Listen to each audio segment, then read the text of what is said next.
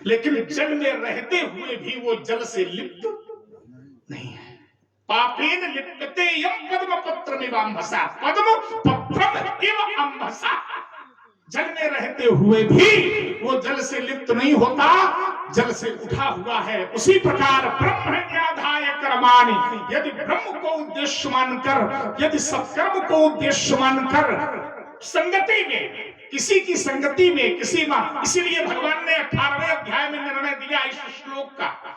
ये श्लोक तो 4थे अध्याय का है, लेकिन निर्णय 18वें अध्याय में मिला। क्या? सर्वधर्मान् परित्यज्य मामेकं शरणं व्रज तो अहं त्वा सर्व पापेभ्यो मोक्षयिष्यामि। 4थे का 18वें में पहुंचा और निर्णय दिया।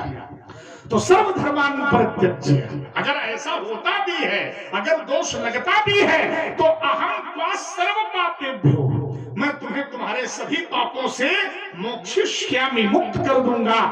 मां शुचा, मां माने नहीं, शुचा माने शोक, शोक मत करो, मुक्त कर दूंगा।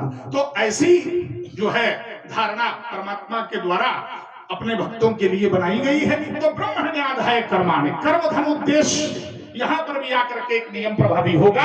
वार्ता में विस्तारवाद न हो, इसलिए मैं यही अल्प विराम लेता हूं। भाई एक दर्शन आया, एक नया चिंतन आपकी ओर से आ गया, तो फिर मेरा भी आ गया। एक चिंतन नया ये आया कि जिसका चुराया है उसको पुण्य मिलेगा। अब मान लो जिसका चुराया है वो भी कहीं से चुरा के लाया है और ऊपर पहुंचेगा, तो फिर तीसरी जगह जा रहा है। हाँ, स्थिति विचित्र है इसमें। तो मतलब ये है, तो वो भी ऊपर पहुंचेगा। लेकिन एक बात है, अब बात ये आई, उद्देश्य, कर्म का उद्देश्य क्या है? मेरे कहने का अभिप्राय ये है कि हत्या करना भी पुण्य है, यदि वो हत्या देश हित में, समाज हित में हुई है। पावक सर सुबाऊ पुनि मारा, अनुज निशाचर कटक संहारा। लेकिन तपस्या करना भी अपराध है, अगर वो तपस्या इसलिए हुई है कि संसार का विनाश हो, सृष्टि का विनाश हो, अधर्म की स्थापना हो, धर्म नष्ट हो। अब तो बबुआ तुम बदल गए। कैसे बदल गए? पहले तो तुम ये कह रहे थे कि उद्देश्य अच्छा हो, कर्म खराब हो, हाँ, तो भी अच्छा होता। हाँ। और अब तुम ये दूसरा नियम बता रहे हो। वही तो बता रहा हूं।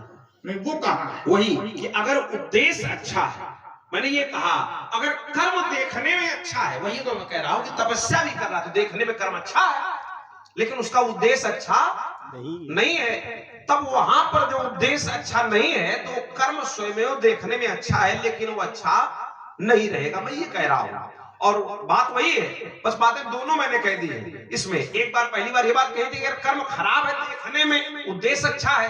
अब दूसरी बात यह आई कि कर्म देखने में अच्छा है, लेकिन उसका उद्देश्य अच्छा नहीं है।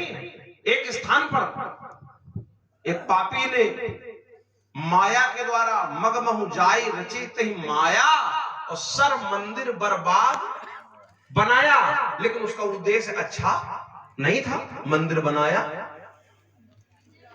और जब मंदिर बनाया, फलदार बगीचा बनाया, लेकिन फिर भी उसको किसी प्रकार के लाभ की प्राप्ति होती नहीं दिखी।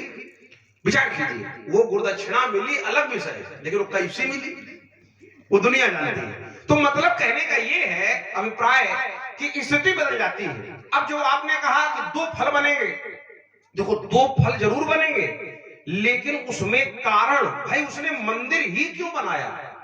वो उससे बीट पीड़ा भी तो कर सकता था, उस धन से मदिरा भी तो पी सकता था, लेकिन उसने मंदिर बनाया, और मंदिर बनाने के लिए चुराया। पहली बात तो बात बता दें, वैसे ये तर्क निराधार है। इसलिए निराधार है क्योंकि चोरी करके अब कोई मंदिर बनाए, ये बड़ा मुश्किल कार्य है। लेकिन अब चूंकि बात चले गई, अब इसलिए चल गई कि इनका कोई चोरी हो भी गया है। तो अब जब बात चोरी से प्रारंभ हुई है, अच्छा चोरी करने वाला कैसा है, वह चोरी कैसे कर रहा है? तो औरों एक कहूं निज चोरी, और सुनु गिरजा अति दृढ़ मति तोरी।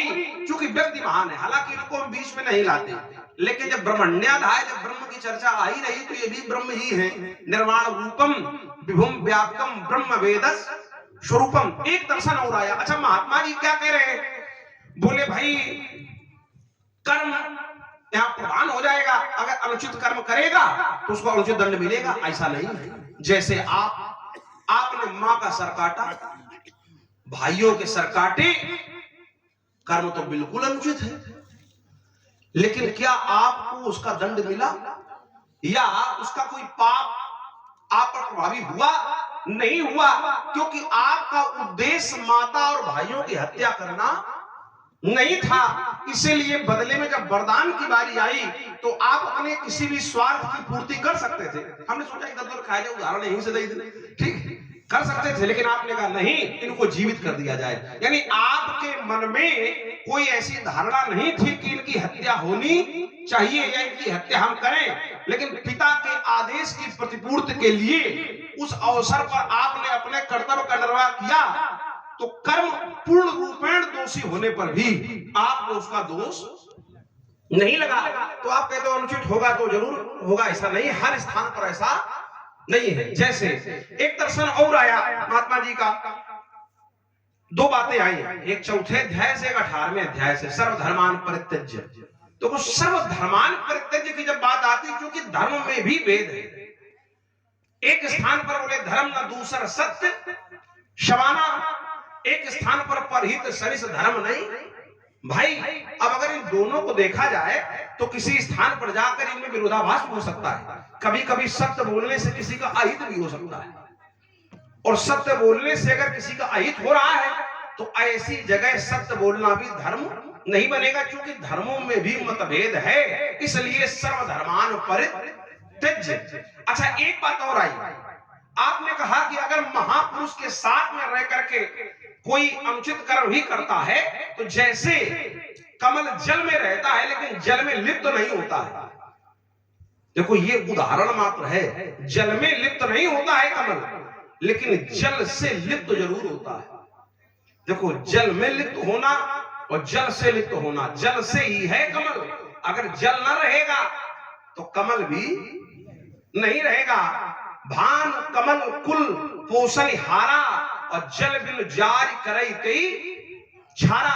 अच्छा, इसमें दो बातें हैं, एक महापुरुष, अब पुरुष में तो भाई एक परमात्मा भी है, ईसीन इच्छा मात्रेण सकल जगत उद्धरण क्षमा, जो उद्धार करने में सक्षम है वो ईश्वर है। एक महात्मा जी ने सूत्र पढ़ा था, क्लेश का विपाक आशय अपरामृष्टा।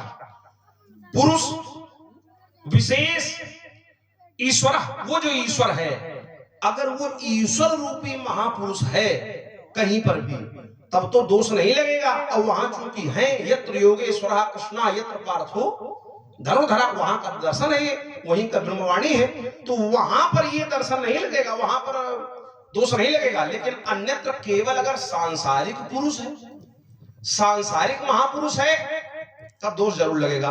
देखो ये बात आई। अच्छा, एक दर्शन और आया महात्मा जी का पात्र का। बोले भाई पात्र का भी विचार करना पड़ता है कि पात्र सही है कि नहीं।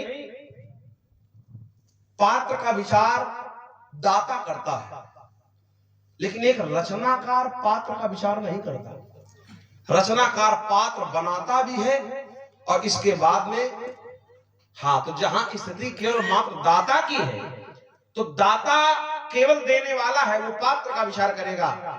लेकिन जो रचनाकार है वो रचना करना भी जानता है और इसके बाद देना भी जानता है। और एक बात है, परमात्मा जब आकाश से जल की वर्षा करता है तो वो ये नहीं देखता कि नीचे पात्र कौन है, विचार कीजिए। इसी प्रकार संतों की भी जो कृपा होती है वो पात्र को देखकर नहीं, उनकी तो सहज वृत्ति होती है, सहज धारणा होती है। एक दर्शन और आया है, कहा महाराज बालकों की चर्चा आई।